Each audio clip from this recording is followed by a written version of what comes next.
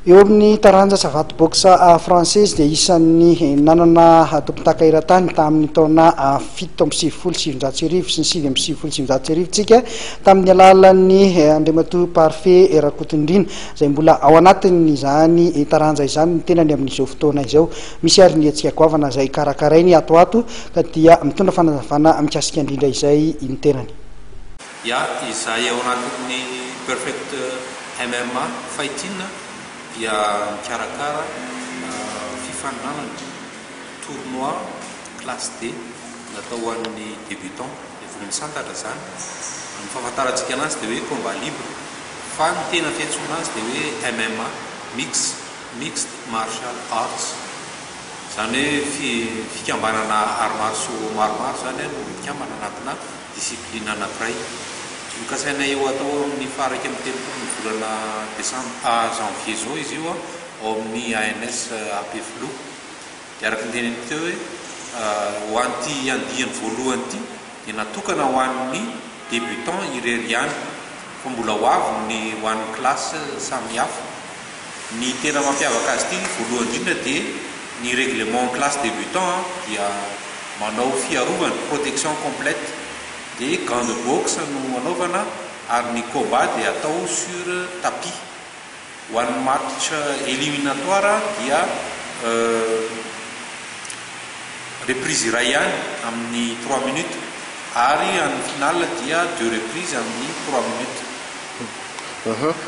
Fahitan'ny Maître Parfait le hoe fitiavan'ny malagasy an'ilay MMA amin'ny ankapobeny. Amin'ny ankapobeny tiantsika malagasy le MMA fa ny olana dia mbola tsy mipetraka ny structure na ny rafitra.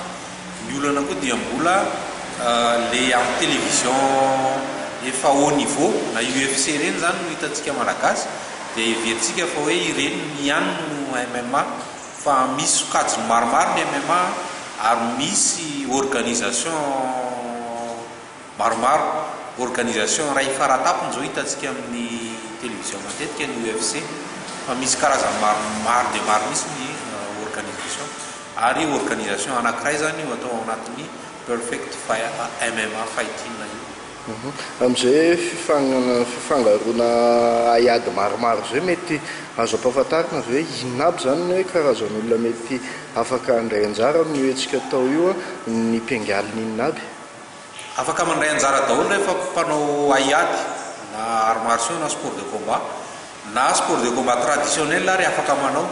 Iny koa anisan'ny anankiray mampiavaka satria ny mpanao sport de combat traditionnel dia mihevitra fa tsy afaka mandray anjara amin'ireny.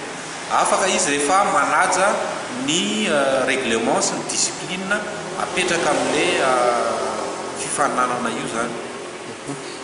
Misy ve zany mety efa mpifanana mialohan'io faraiky amin'ny telopolo volana janoary?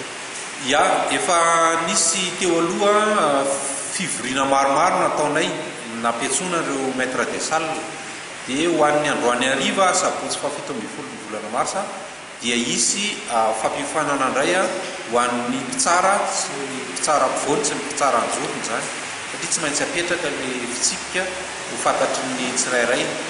Ny tena zava-dehibe indrindra amin'io dia ny fiarovana ny combattant, sécurité amin'ny combattant zany tena zava-dehibe mba hisorohana ny fioaram-pefy dia tsy maintsy mametraka an'izay mbola ara-pahamehana izakay.